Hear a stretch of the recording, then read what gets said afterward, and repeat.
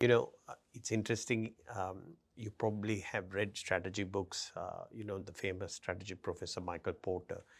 And he wrote a book called Competitive Advantage of Nations. Yes. And he talked about cluster.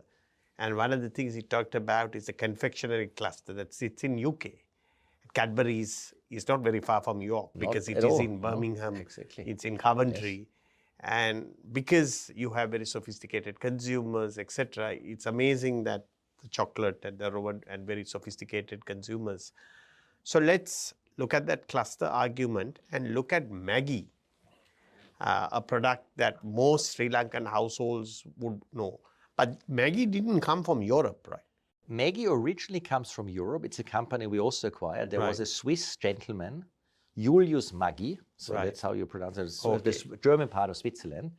And he became famous with something that exists still when I was a kid, in every restaurant in Austria, Germany, and Switzerland.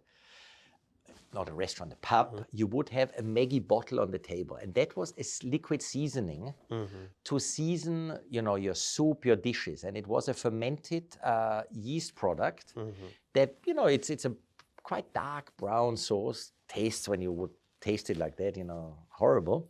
But it gives a very nice, aroma to the products. And that's how Maggi started. But then, he went out to make soup cubes.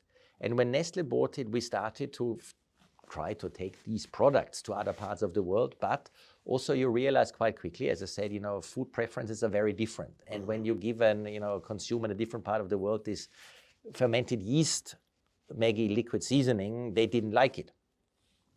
So then they used the brand for different things. Soup cubes works a bit better, but then somebody, for example, started to use the brand for other food products, noodles. That's something we've done here for a long time. Or talking about Sri Lanka, one product that we have under the Maggi brand, and by the way, we only have this product in one country in the world, is coconut milk powder that's made here, and we also use the Maggi brand.